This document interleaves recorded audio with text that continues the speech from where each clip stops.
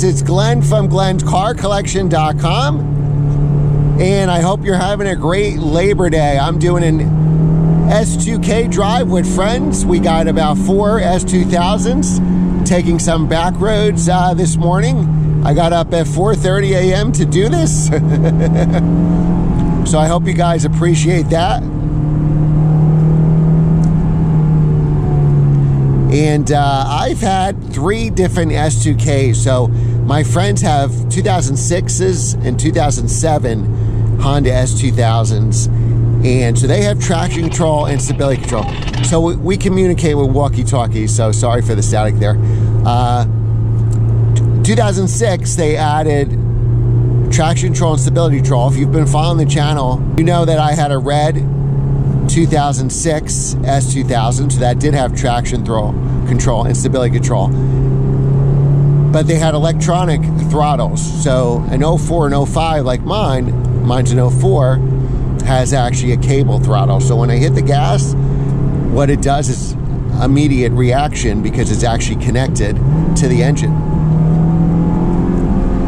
Now, it is loud in here. I didn't film on the highway getting to these roads because all you would hear is the high RPMs, unless I was in 6th gear. And there's not much sound deadening here, so you'll hear everything on the highway. Wind noise, tire noise, and obviously this high revving inline 4 with connecting rod, titanium connecting rods. And that's one of the reasons it could rev so high. Now this is an AP2, so 04. I've had 2 2004s and a 2006, so they're all AP2s, 04 to 09. I just like how they handle better. They're more predictable. It's a lower red line, 8,000 instead of 9,000. But I think it makes up for it in looks and predictability. And for future collectability, there'll certainly be a collectability for any car that has a 9,000 RPM red line. But there's a lot less AP2s than AP1s. I believe there are 2/3 of the 66,000 cars produced here in the US. 2/3 of those are AP1s. By the time the AP2s came, they made all these changes to try to boost sales. It didn't really boost sales. In 2004, they had I'm going to downshift here. This road used to be closed in the winter for ice. So it's good that we're hitting it now. I forgot what I was saying, because I was having so much fun driving the S2K.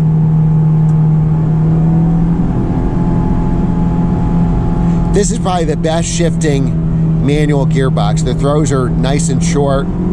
And I would say my NSX, my NA2 NSX 2005 is pretty close, or the next closest. But this is just amazing, this gearbox here.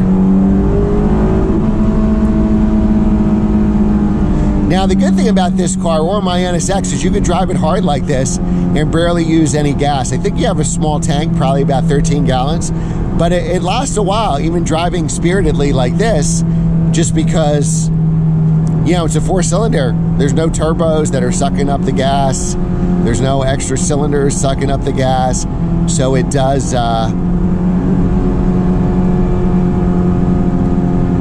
get relatively good fuel economy. I bet you were still getting 20 miles to the gallon even driving like this at 5,000 RPM. Now, if I was just going to do autocross, I would probably have a what they call an AP1, so years 2000 to 2003. And I believe the glass rear window came in 2002, just because I have the 9,000 RPM red line, and these cars tend to have that inherent oversteer, which is probably good on a slow, tight-turning autocross course. Up here, where things are more serious, I prefer the AP2. And I always wanted a yellow one, so it was hard to find. Rio Yellow Pearl is the name of the color. And there's a Spa Yellow for AP1, and you really have to see them together to see the difference. I believe the Spa Yellow is a 2-stage paint. And my NSX Long Beach Blue Pearl is actually a 3-stage paint.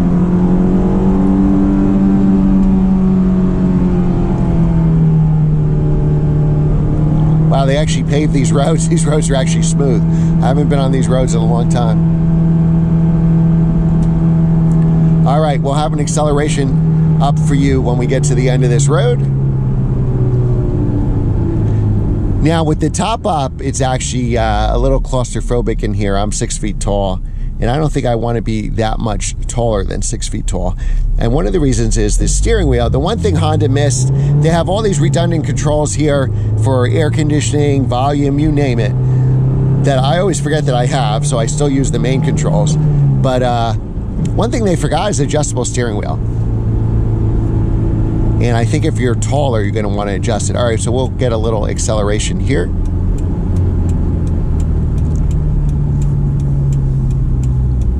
Now, these cars aren't fast. They're probably about 5.7 or even 6 seconds to 60.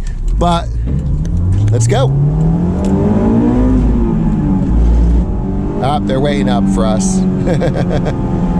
But it feels fast, especially with the top down. It really feels fast. Like I said, with the top up, I almost never drive with the top up. You know, I was never a convertible person. This car has kind of made me one because you just feel faster. You feel like you're going faster with the top down. You can hear more of the sounds. Now, everything is dominated by that engine noise. If there's one downside to this car besides the not having an adjustable steering wheel, it has electric steering, but you wouldn't know it. If I told you this car was hydraulic steering, because it's got really some heft and feel to the steering. If I told you that this car had hydraulic steering, you would believe me. Half the time I get in this car, and I think it has a hydraulic steering when it does not. And the other downside is they're probably going up in price, so you need to buy one now. These cars, you know, 10 years ago, you could get a 50,000 mile car for 15 grand. And I'm talking about 04s, 05s.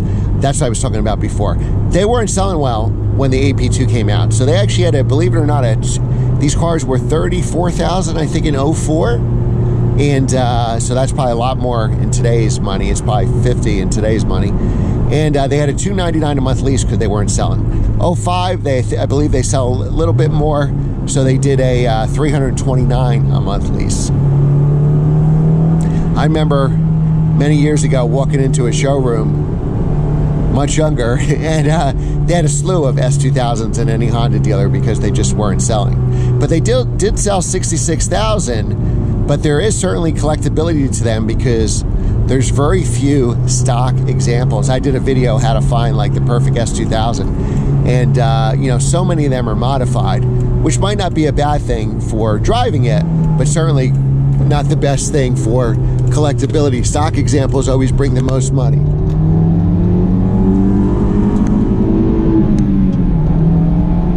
Now, I use Michelin 4S tires, which I think are great because they actually do well in the wet.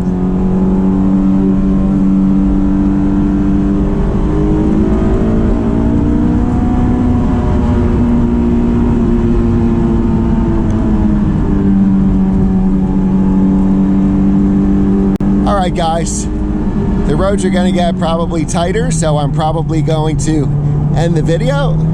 Thanks again for watching. Remember to like, share, and subscribe, and I will see you next time.